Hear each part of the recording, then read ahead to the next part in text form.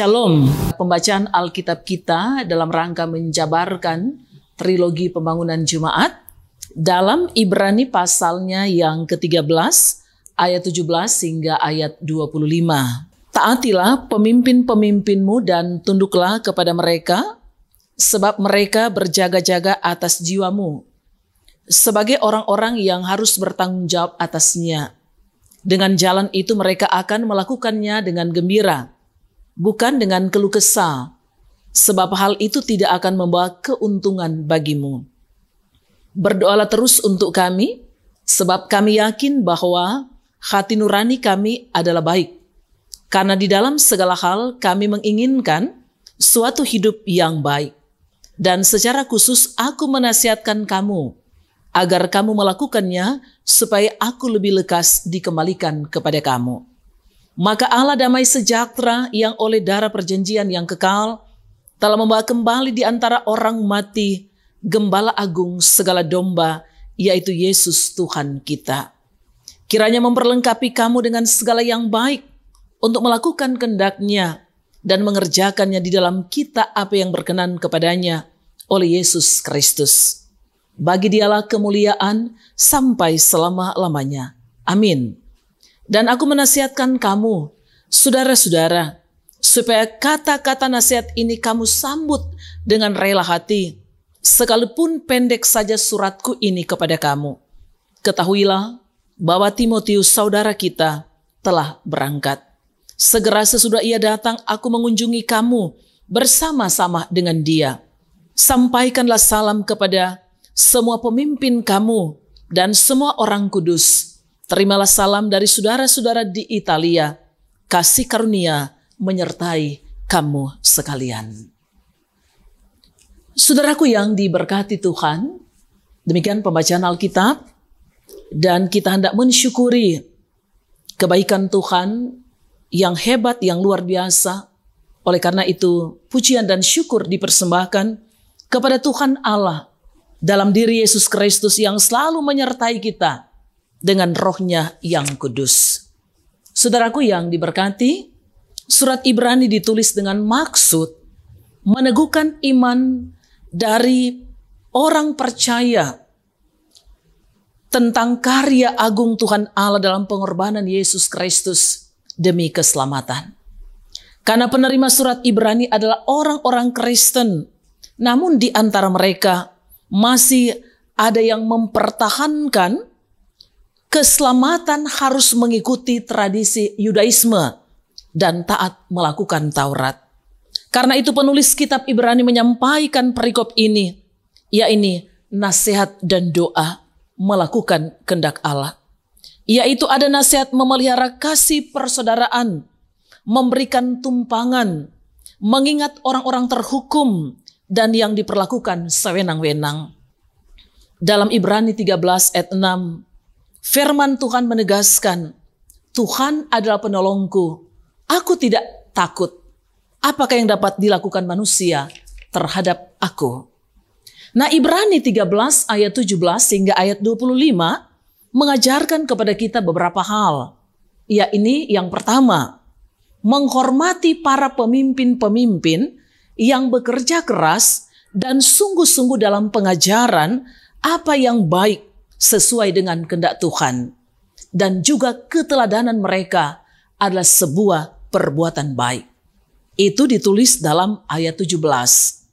Sehingga orang-orang percaya tetap terjaga imannya. Para pemimpin mengajar dan juga dengan penuh integritas dan hati yang gembira, tidak pernah berkeluh kesah menghadapi berbagai tantangan dan pergumulan. Yang kedua, dalam ayat 18 adalah sebuah ajakan untuk mendoakan para pegabar-pegabar Injil yang sungguh-sungguh berkomitmen untuk menyampaikan kebenaran firman Allah. Yang ketiga adalah bagaimana mengingatkan bagi pembaca surat Ibrani tentang karya Allah dalam Yesus Kristus yang sudah berkorban untuk keselamatan umat manusia. Darah perjanjian yang kekal itu hanya ada dalam Yesus Kristus yang disalibkan dan mati di kayu salib Kematian Yesus telah membawa pengharapan akan kehidupan kekal bagi orang yang percaya kepadanya. Yesus Kristus adalah gembala agung yang menggembalakan kawanan dombanya yang adalah umat manusia. Bahkan juga terus memperlengkapi orang percaya untuk melakukan segala yang baik sesuai dengan kehendak Allah. Yang keempat, berisi tentang nasihat untuk terus dibaharui oleh Roh Kudus sehingga mau membuka diri, siap menerima dengan tulus ikhlas atau rendah hati dan penuh sukacita setiap nasihat yang diberikan. Bagian akhir dari teks ini adalah sebuah ucapan ayat 25. Kasih karunia menyertai kamu sekalian. Kalimat ini adalah ucapan berkat yang memberikan keyakinan atau kepastian bahwa orang-orang yang percaya kepada Yesus Kristus akan dituntun, disertai, diarahkan, dibimbing dalam berbagai situasi di mana saja berada. Kasih yang membawa keselamatan kepada umat manusia. Saudaraku yang dikasihi dan diberkati oleh Tuhan Yesus Kristus, belajar dari bacaan ini beberapa hal yang disampaikan melalui perikop Ibrani pasal 13 ayat 17 hingga ayat 25, yakni menghormati pemimpin-pemimpin kita. Siapakah dia? Apakah pemimpin di tengah masyarakat? Apakah pemimpin di tengah gereja? Ataukah pemimpin dalam keluarga? Anak wajib menghormati orang tua. Sebagaimana Keluaran 20 ayat 12 menulis, hormatilah ayah dan ibumu, supaya panjang umurmu di tanah yang diberikan Tuhan Allah kepadamu. Jadi menghormati, menghargai adalah hal yang penting. Oleh karena itu jangan sia-siakan setiap nasihat atau wejangan yang mereka berikan. Kemudian saling mendoakan adalah hal yang sangat penting yang harus dilakukan oleh orang percaya. Kenapa doa penting harus kita kerjakan? Kita tahu dan mengerti doa adalah nafas kehidupan orang percaya. Doa adalah sarana komunikasi manusia dengan Tuhan.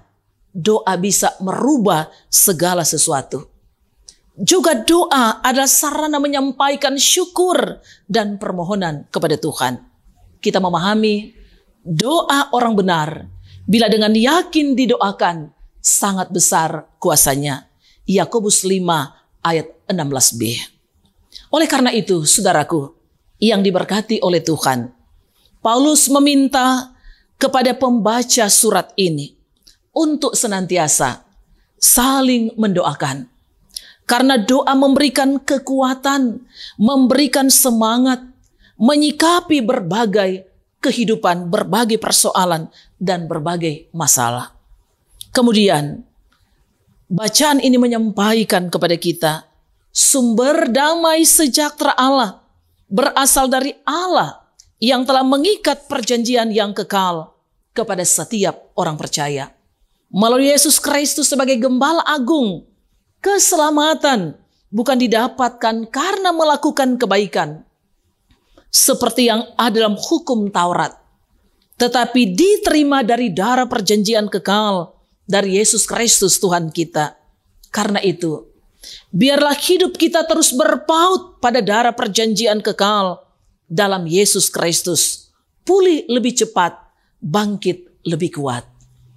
Saudaraku yang dikasihi dan diberkati Tuhan, nasihat ini kiranya disambut dengan rela hati.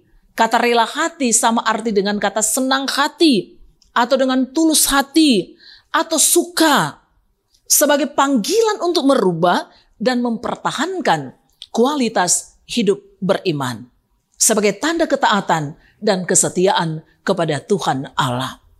Bagian terakhir dari teks ini berbicara tentang salam kepada semua pemimpin, kepada orang-orang kudus, dengan isi kasih karunia menyertai kamu sekalian.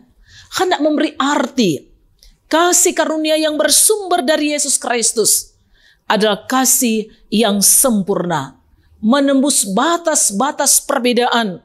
Maka orang-orang percaya yang tersebar di berbagai tempat layak dan wajib memberi salam. Saling memberi salam, saling menguatkan, saling memberkati.